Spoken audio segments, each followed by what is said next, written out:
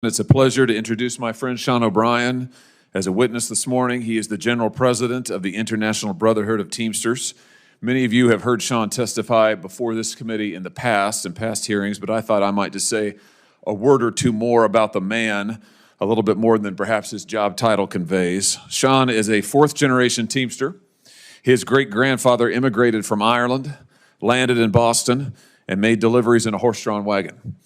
Sean's family didn't pass the wagon down through the generations, but they certainly preserved their great-grandfather's spirit. Sean's father was also a lifelong Teamster, as are two of his brothers. When he turned 18, Sean himself joined Teamsters Local 25 as a heavy equipment driver, and he has kept working ever since for himself and for his fellow working men and women. His dedication, I think, is undeniable, and so is the heart of the Teamsters. Just a few days ago, approximately 6,000 Teamster locomotive engineers ratified a new 5-year contract with Union Pacific. And just last month, 160 Teamster bus drivers, monitors, and mechanics in Michigan ratified their first union contract. I could go on all day with these examples. The point is, Sean O'Brien knows his fellow workers. He cares about their lives and their well-being, and he's here today to help us understand how we can better serve the American people. And I hope it's obvious to everybody on this committee that we've got work to do when it comes to the nation's labor market. Since the COVID-19 pandemic, corporate profits are up, employee wages are stagnant, and American workers don't just compete anymore with foreign labor, which is bad enough. Now they've got to contend with AI coming for their jobs. We know we've got to do more than we're doing now for our workers, and we've got to do more to update our labor laws, which haven't seen significant reform in over 40 years. I'm glad that Sean O'Brien is here today to help us talk about this important effort and what we can do to get a revival of the American worker. Thank you, Mr. Chairman. Thanks for being here, Mr. O'Brien. Thank you very much, Mr. Chairman. Thanks for calling this hearing. Thanks again to the witnesses for being here. I want to start with you, Mr. O'Brien, but first let's just do a little bit of context. We are here to diagnose the issue. I think that's diagnose the problem. That's the title of the hearing. So let's just take a look at what the problem is that's staring us right in the face, which is the rise of these giant corporations like Amazon, for example.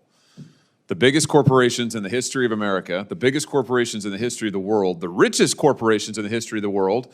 They're making money like we've never seen before, but they don't want to pay their workers. A lot of times, they don't even want to have workers. They don't want to have American workers. Look at Amazon.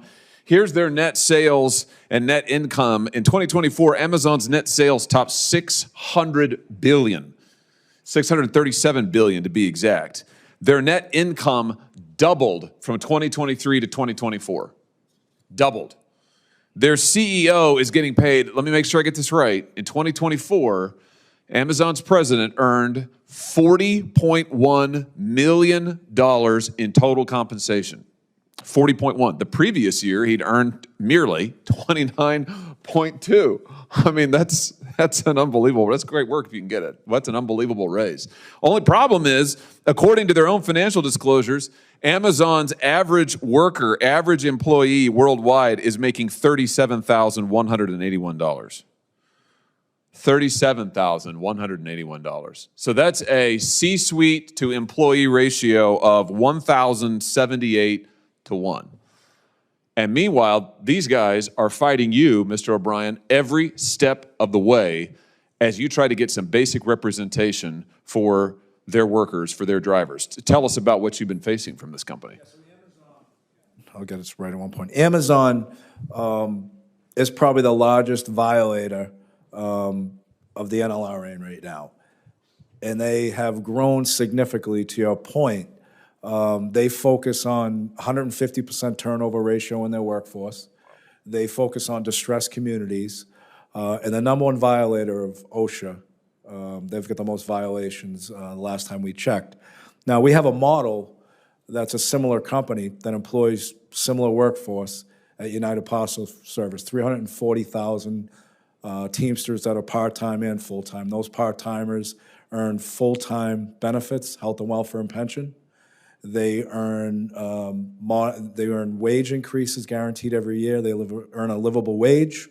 And most importantly, they have a path to a full-time career that, on the average, the UPS full-time employee makes about $140,000 per year for doing the same business, and UPS is a very profitable business. Boy, you talk about 140 $1,000 and change. You talk about that versus 37,000. I'm just thinking back to your reference to rerum novarum, the dignity of the individual. I mean, how are you supposed to raise a family on $37,000? The difference between that and what you've been able to secure at UPS is incredible. Let me just ask you this. Amazon is also one of the biggest offenders when it comes to not negotiating with workers who've decided to unionize. You mentioned Staten Island. I think they're still waiting for a first. Yeah, Staten Island was organized in 2022 under the ALU. It took a certain amount of time to get certified. Once certified, the intent is to sit down and bargain a contract. We actually represent those workers now. In 3 years, we have not been able to get them to a table. It's been stall tactics, obviously challenging the constitutionality of the NLRA, but also filing charges at the NLRA, so the NLRB, so they are, contradicting themselves every turn of the way just to use union avoidance. And I believe there was a article in the Economic Policy Institute, which was dead on, that stated, Amazon has zero intention of engaging in real good faith collective bargaining with representatives of Staten Island workers. In fact, their business model, which relies on high worker turnover and avoiding responsibility for their employees, is designed to make union organizing nearly impossible. In that context, tell us why the Faster Labor Contracts Act is so important. Important to put a shot clock on these big corporations so they can't just say, well, you voted to unionize. Good luck to you. We're never, ever going to sit down and talk to you. Yeah, the Faster Labor Contracts Act has timelines. It has consequences for bad behavior.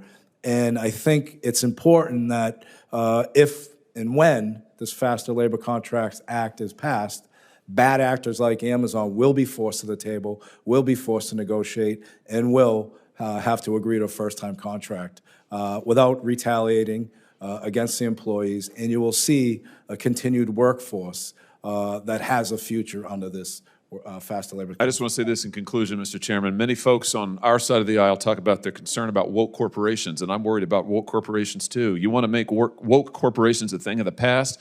Make them accountable to the American worker. Empower the American worker. Give them a voice. That's the solution. Thank you, sir.